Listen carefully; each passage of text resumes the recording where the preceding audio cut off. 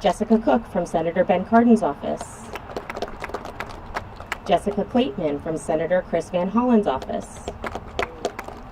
Vicky Garcia from Congressman John Sarbanes' office. MDE Secretary Horatio Tablada. Dana Havlick representing SHA. And Jillian Joseph from the Ellicott City Partnership. Now, without further ado, I am pleased to introduce your Howard County Executive, Dr. Calvin Ball.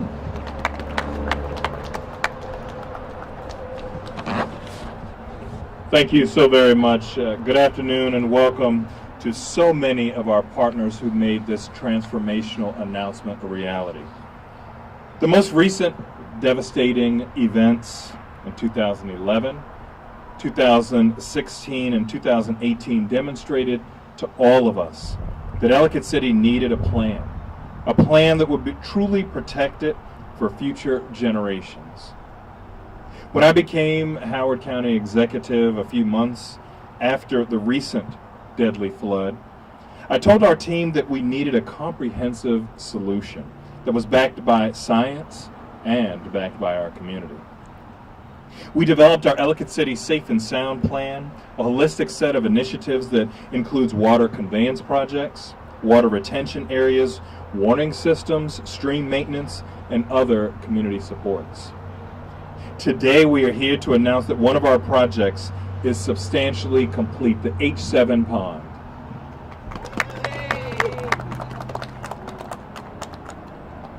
This pond where we are standing is the largest flood mitigation facility of its kind ever constructed in Howard County.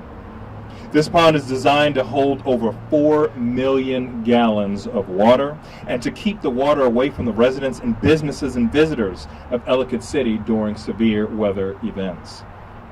Now, how much water is that? It's enough to cover an entire football field the height of 10 feet. And as part of this project, we also planted 110 trees and 1,800 native plants.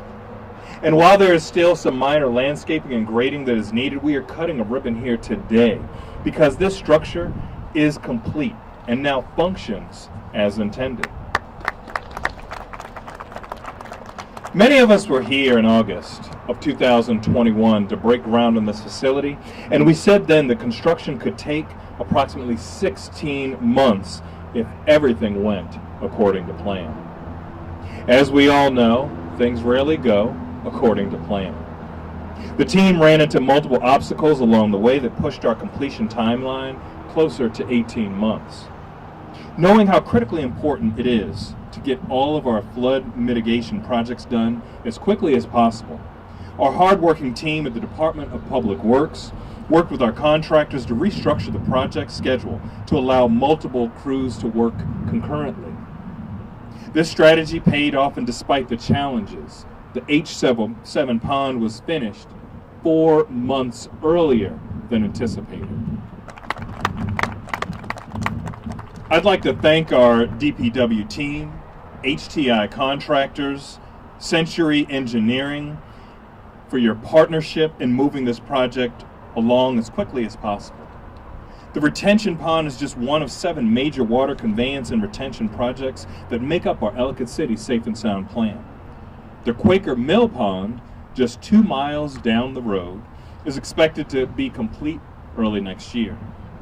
We have completed 65% of the design on the North Tunnel and are nearing completion of 90% design. The H4 pond and the Maryland Avenue culvert continue to go through necessary permitting processes, which we hope to wrap up next year. And in the most recent session of the General Assembly, we were able to secure enough funding for the T1 project to move forward with the design. I'd like to personally and publicly thank Senate President Bill Ferguson, Senator Katie Fry Hester, Delegate Courtney Watson, and our entire state delegation for their support of our Ellicott City projects. Please give them a big round of applause. Their incredibly hard work in Annapolis has allowed us to secure over $40 million in state funding for Ellicott City projects over the last 4 years, for a total of nearly $170 million in federal, state, and local funding. That amount compares to approximately $30 million for Ellicott City in the previous 4 years. I'd also like to thank our partners from the governor's administration who are here with us today, as well as our federal partners who are represented today. Thank you. Their partnership has been critical to the success of this project, especially considering that the pond is actually located on state land. H7 Pond is a perfect example of what can be achieved when all levels of government come together toward a common goal. These efforts are costly, but they are necessary to save lives and protect a community that is our county's second largest economic driver. I'd also like to publicly thank Shana Hernandez. Shana has worked incredibly hard on numerous policy issues, but particularly on Ellicott City, working with our partners, moving things forward, and she really deserves another huge round of applause. Thank you, Shana. Our bold action on stormwater management and protection is one of the reasons that Howard County was recently received the designation as a LEED Platinum community, the first county in the nation to receive that distinction under the current version of the U.S. Green Building Council's Cities and Communities program. And while we can never completely eliminate the risk of flooding, we can deploy technology and teamwork to reduce the toll of these devastating storms. This year, Ellicott City is celebrating its 250th anniversary, a meaningful milestone for this cherished historic town. When we cut this ribbon today, we will continue to write a new, bright chapter in the story of Ellicott City, offering protection never seen before and ensuring its vibrancy for another 250 years and beyond. Thank you.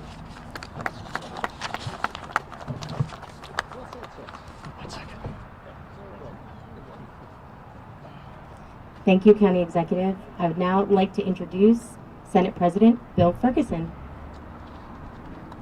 Thank you so much, Shana, and thank you, County Executive, for really telling the right story here. I am so incredibly honored to be here in this moment. And you know, at first I was joking when I saw this on the calendar. Are we cutting the ribbon on a big hole? Is that what's happening here? And the answer is yes. Why? You know, this was a known problem. We knew in 2011 that there was an emerging issue. We knew after the devastating floods in 2016 just how bad it could be, and then yet again in 2018. I will never ever forget the moment seeing the devastation days and weeks after the initial waters hit through historic Main Street, walking into buildings and seeing just trusses over top of the storm drains that had nearly blown up the buildings from the inside with water. This was an unbelievably powerful experience that happened multiple times. And yet, I want to reiterate, it happened multiple times. So, how do you solve a problem like that? Well, you got to work together. Fundamentally, what it looks like to solve real problems in the state of Maryland, making sure that Ellicott City is safe from climate change, making sure that we don't face the same type of disaster that we've seen across this entire country because of the changing climate, is you got to get people around a table, you got to make a plan, and you got to get money, and then get it done. That's what we're celebrating here today, and it is the incredible leadership of the county executive, this incredible delegation, Delegate Courtney Watson, my incredible colleague in the Senate, Senator Katie Fry-Hester, other partners like Senator Guy Gazzoni, who chairs our Budget and Taxation Committee, and Senator Clarence Lamb in Howard County, who sat at a table and said, this must get done. Infrastructure often isn't sexy, right? It's something that's under the ground. People just don't want it to flood. And so while this might be, as people drive around the underpass, they see a hole in the ground with some concrete, what they may not realize is this investment, the $47 million of state money that's being matched with the millions and millions of dollars of local money and nearly $1 billion, up to $1 billion of federal money, is that this hole in the ground that was purposely designed and built will save people's lives, because that's what government does. So I just want to thank the county executive for his leadership, thank my colleagues. I'm so thrilled to have the opportunity to be here today to celebrate this moment. This is what progress looks like when people roll up their sleeves and decide we can solve problems again. Thank you all very much.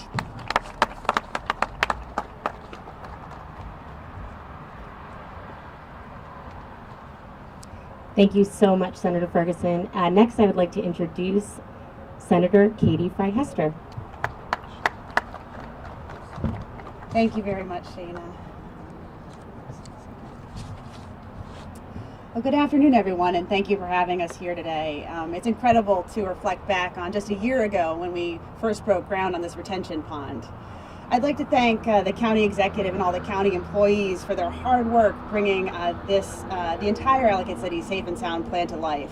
And I want to thank my colleagues in the Senate and the House for their leadership in funding this project. After the 2018 flood, this was our second 1,000-year flood in 2 years. Our community came together to donate food and supplies and to muck out the basements of stores and houses. Fast forward to 2022. We had a flood warning earlier this summer, but everything worked as planned. The storm passed, and we could see that the hard work and the systems that have been put in place were working, and we're not done yet. Today, as we cut the ribbon on the H7 flood mitigation pond, a critical component of the Ellicott City Safe and Sound plan, I'm reminded of two things. First, this is truly a uniquely resilient town, full of resilient people. And when we put our heads together, we can get great stuff done. Second, this isn't your average infrastructure project. It's part of a comprehensive solution to climate change, which others are now looking to Ellicott City for leadership on. The flooding here in Ellicott City is unique and also not unique. We are a coastal state split by the Chesapeake Bay and its countless tributaries. Flooding impacts every single jurisdiction in the state of Maryland. Fixing these issues requires planning, coordination, accountability, and of course funding. After 3 years of hard work, Delegate Watson and myself were able to establish not one, but two mechanisms within the Department of Emergency Management to help us achieve these goals. And these are for the state as a whole. The first is our Resilient Maryland Revolving Loan Fund. This fund started with $25 million of state capital funding, and we can leverage the Federal Storm Act to enable it eventually to reach $1 billion worth of funding for resilience projects just like this. Here's how it works. You take the Maryland Revolving Loan Fund, and it can be matched 9-to-1 with the Federal Storm Act. Then, when Maryland counties apply to the Revolving Loan Fund, they can receive a grant from the Building Infrastructure and Resilient Communities Grant Fund for a federal 3-to-1 match. So for example, if a jurisdiction or a county like Ellicott City wants to take out a $10 million loan through the Revolving Loan Fund, $9 million of this would have come from the federal storm funding. The county could then use this $10 million funding as collateral for a $30 million BRIC grant application and complete a $40 million local project with only a small loan repaid to the state over time. And every jurisdiction across the state of Maryland will have the ability to do the same. Second, working with Delegate Watson, we established the Office of Resilience and a Chief Resilience Officer within the Maryland Department of Emergency Management to help coordinate state and local resilience projects, develop a long-term strategic plan to mitigate flood risk, identify additional funding opportunities, and engage business leaders and our most vulnerable communities to protect lives and livelihoods. This legislation just went into effect on October 1st, and I'm looking forward to see what they do next. Between the people and the staff in the Office of Resilience, the available capital resources from the Revolving Loan Fund, and this award-winning Safe and Sound project here in Ellicott City, the state of Maryland is leading nationally on flood resilience strategy and infrastructure. In closing, this year we're celebrating Ellicott City's 250th birthday. This city is the birthplace of many things: the first railroad, the first national road, the first state park. Now we're a model for national climate resilience, the first time a mill town has invested to be a natural model for others to follow, and it will be so for the next 250 years. Thank you.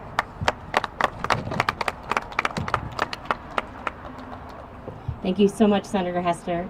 I would now like to introduce Delegate Courtney Watson. Good morning, everyone. I want to make sure that we introduce the chair of the Ellicott City Partnership Board, Maria Martinez, who's joined us today. Thank you for being here. I echo what everyone has said so far, but I want to drive home the point that this fund, the Maryland Resilient Loan Fund, that Senator Hester spearheaded, is the first in the nation. It's the first in the nation. And the policies that she talked about are basically setting the stage for the rest of the country in terms of helping counties and cities and individual local jurisdictions deal with climate change and resiliency. Senator Hester and I have been asked to be on various resiliency councils across the country to help them develop the same kinds of policies. So what happened here in Ellicott City is really serving as a model, certainly for the rest of the state of Maryland. And our colleagues in the House and Senate and their jurisdictions will benefit from what we've done, but also across the country. And a big thanks also goes to Speaker Adrienne Jones, who came and toured the town with me in 2019 and committed her resources and her leverage and her bully pulpit to help us get the funding for the projects that we're talking about. Finally, I want to make sure we thank the Public Works Department. I see several gentlemen way in the back that have been very helpful throughout this whole process. And Dr. Ball talked about partnership. It is partnership from the governor's office all the way down through the public works administrators. So we thank all of you for your help and really helping keep our citizens safe, because that's what this is about. Our citizens should sleep better at night tonight, knowing that this project is finished. So thank you. Thank you, Delegate Watson. And last, I would like to introduce Jillian Joseph from the Ellicott City Partnership. Thank you, Shayna. Hello, I'm Jillian Joseph. I'm Executive Director of the Ellicott City Partnership, and I am joined today by our Board President, Maria Martinez. And Maria and I are pleased, so pleased about the progress being made on the Safe and Sound Plan. The H7 flood mitigation pond is a critical piece toward ensuring that Ellicott City's history and the historic and wonderful businesses and the Main Street residences stay safe during a severe weather event. And we are certainly grateful to our partners here today for making this a reality. This also shows that when everyone works together, great things can be achieved. We love OEC, and we can't wait to continue to see the positive impact that the Safe and Sound projects have on our community. Thank you all.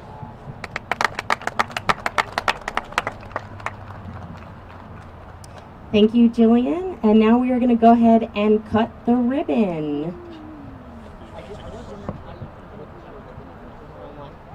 This is a great solution.